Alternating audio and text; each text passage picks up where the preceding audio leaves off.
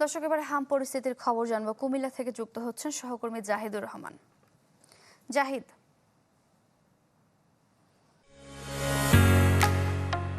ঢালাইয়ের সেরা premier cement.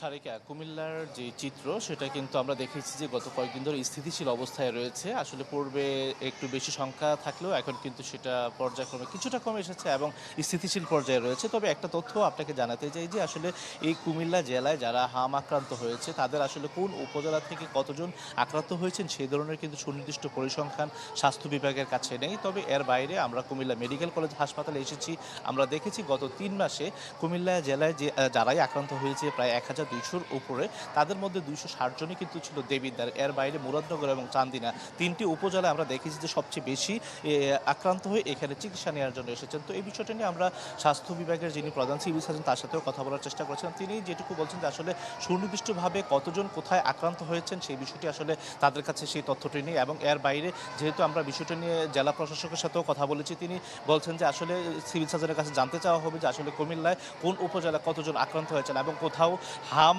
আক্রান্ত হওয়ার পর টিকা নিয়েছেন, আবার কেউ টিকা নেওয়া থেকে ঝরে পড়েছেন। এই ধরনের তথ্যগুলোও কিন্তু জেলা প্রশাসন সিভিল সার্জনের নিকট জানতে চাইবেন বলে আমাদেরকে জানিয়েছেন।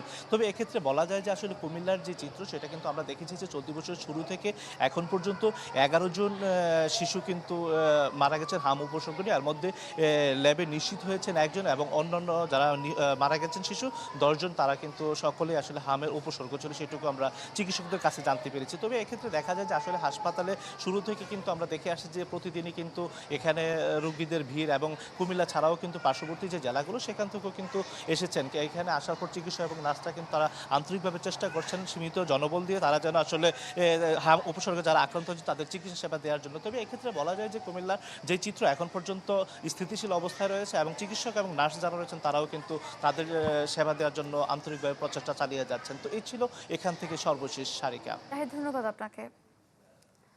দর্শক, কুমিল্লা থেকে হাম পরিস্থিতির খবর জানছিলাম।